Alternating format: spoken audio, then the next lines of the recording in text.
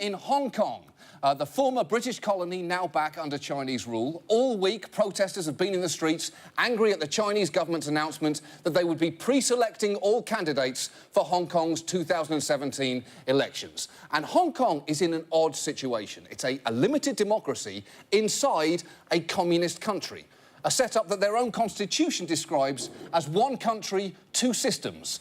It's like the two girls, one cup of governance, with one girl having a lot more control over what happens to that cup.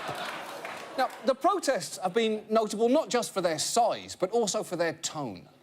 This is one of the most peaceful and polite mass protests I've ever covered. There's an enormous amount of housekeeping being done. These are extremely polite protesters. There were all these signs that were really, I thought, really kind of cute and really told you about the Hong Kong protester. It would say something like, you know, fighting for democracy, you know, apologies for the inconvenience. Ooh. It seems Hong Kong may have left the British Empire, but we clearly left our manners behind. We'd very much like to rise up against the great state of China, but certainly wouldn't want to cause a mess while we're doing it. Scrub-a-dub-dub, what?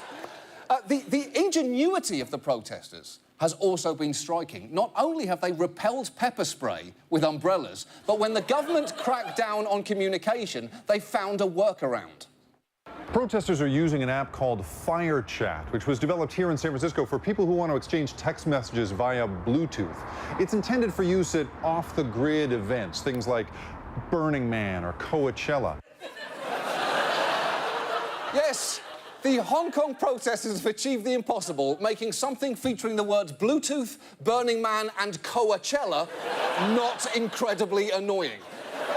Although, I do have to say, if I was going to use any invention from Burning Man to fight the Chinese government, I definitely would have gone with the 8-armed metal fire beast.